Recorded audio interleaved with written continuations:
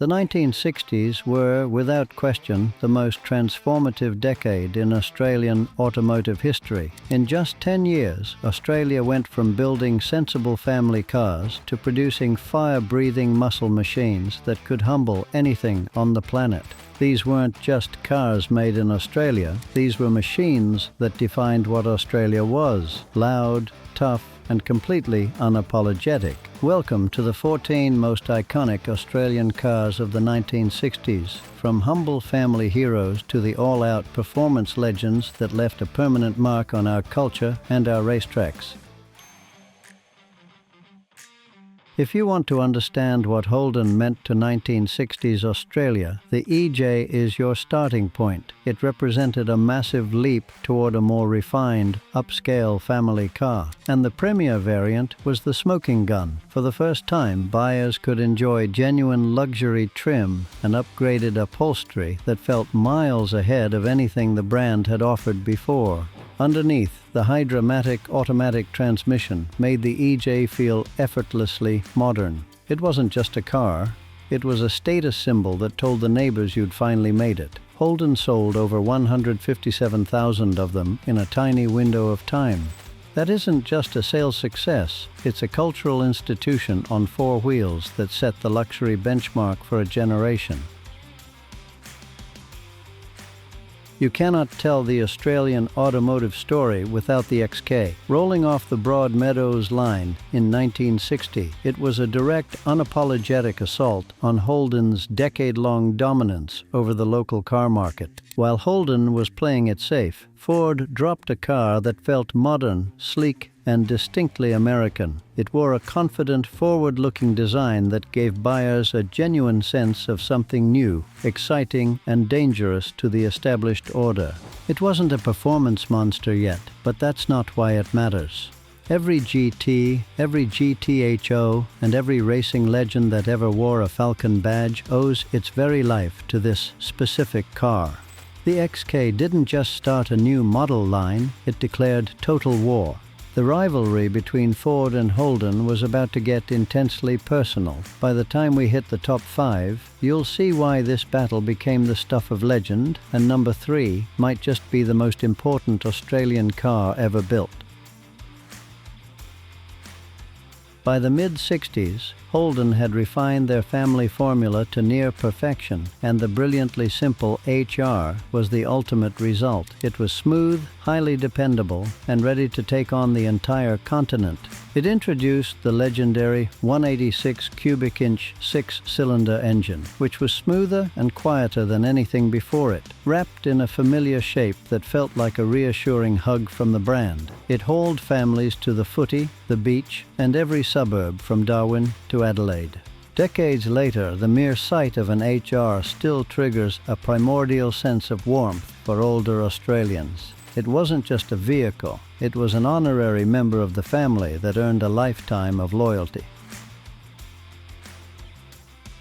In 1962, Chrysler did something genuinely audacious. They crashed the Ford and Holden party with a weapon nobody saw coming. That weapon was the legendary bulletproof Slant 6 engine.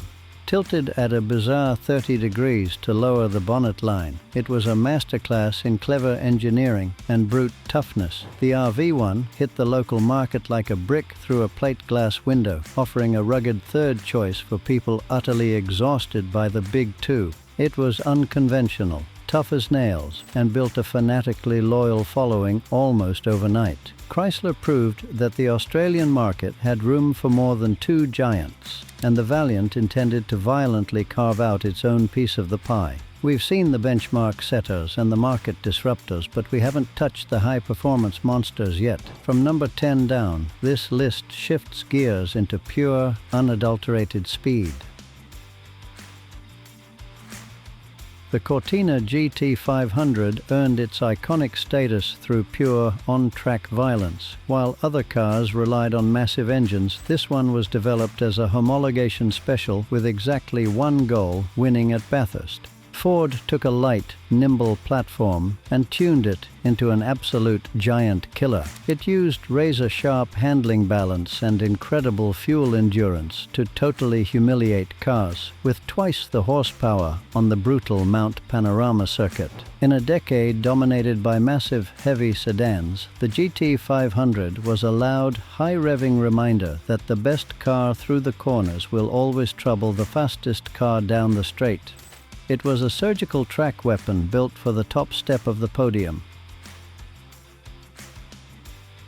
While the big manufacturers were fighting over badges and sales figures, a small Melbourne outfit called Bulwell was hand-building fiberglass dreams in a shed. The Mark VII was a masterpiece. It was a striking, lightweight machine that looked like it had just escaped from a European exotic stable. With a tubular steel chassis and a beautiful aerodynamic body, it offered incredibly sharp driving dynamics that the massive corporate factories simply couldn't replicate.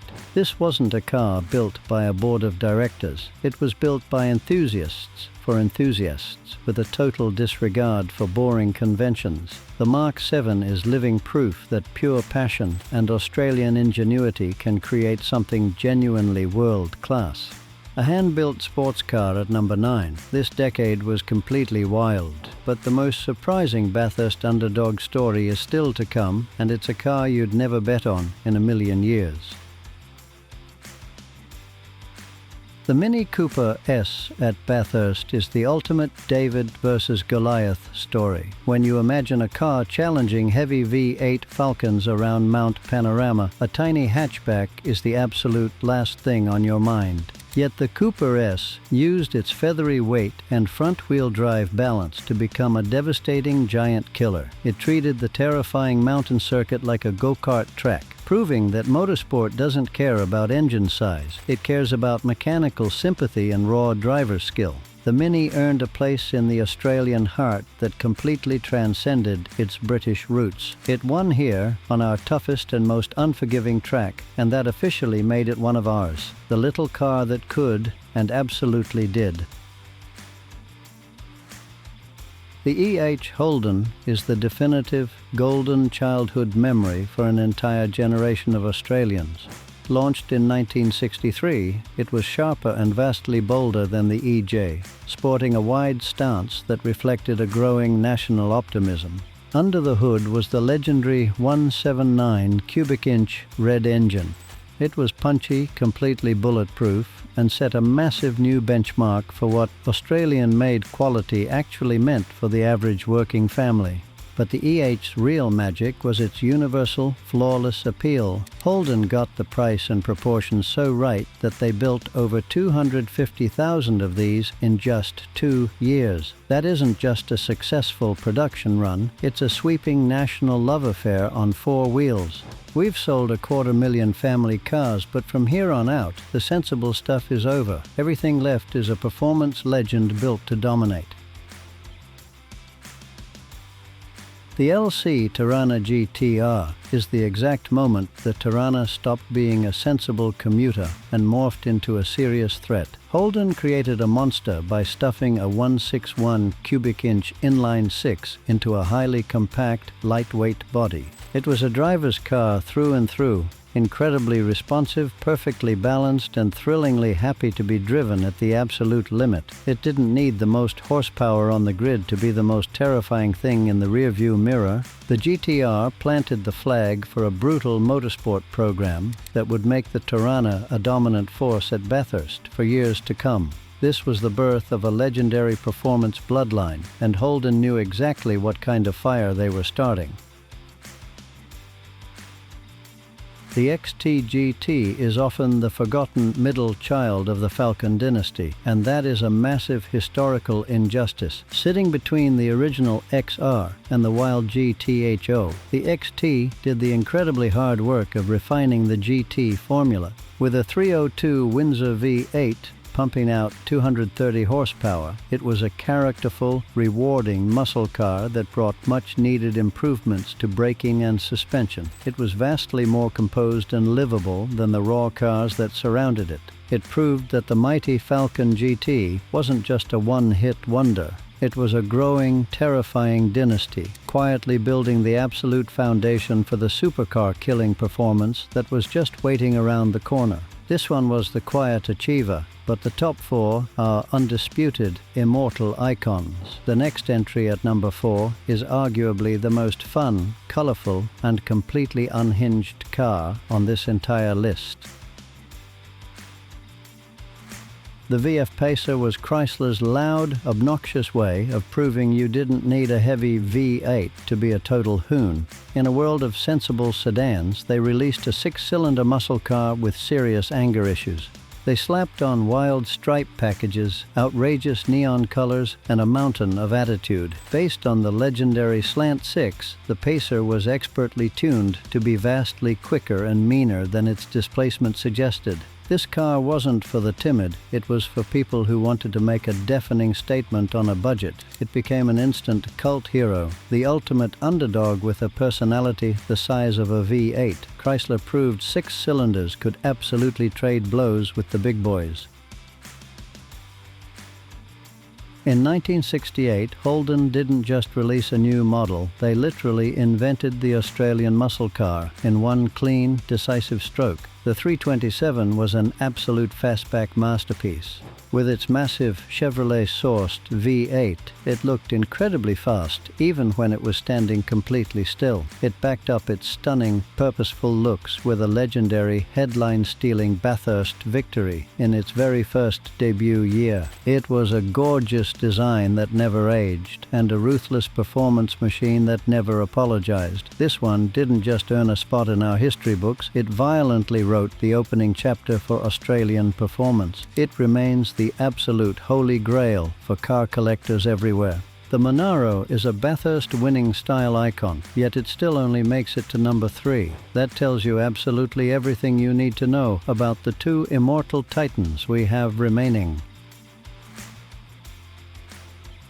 The XR GT was an atomic bomb dropped directly onto the Australian motoring landscape. When Ford released this gold-painted machine in 1967, they violently changed the rules of the game forever. This was the very first Falcon GT, the original undisputed template that made GT a badge worth fighting for. Under the hood was a 289 Windsor V8 and a close ratio manual that turned a boring commute into a high-octane event. With front disc brakes and serious racing credentials, it was the first true supercar stuffed into a family car body. It forced Holden into a frantic scramble, kick-starting the horsepower wars. Every legendary Ford that followed owes its very soul to this pioneer.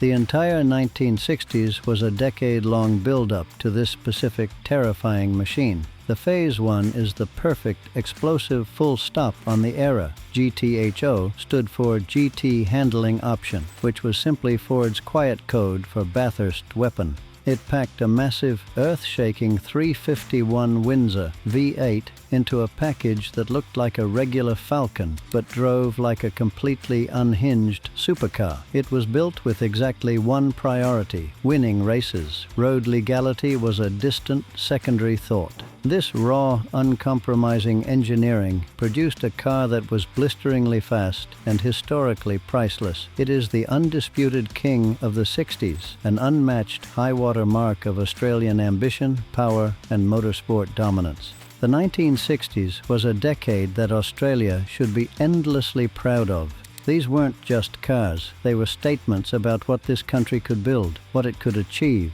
and what it genuinely loved. I hope you enjoyed watching this episode. If you have some ideas or some interesting stories, share them in the comments.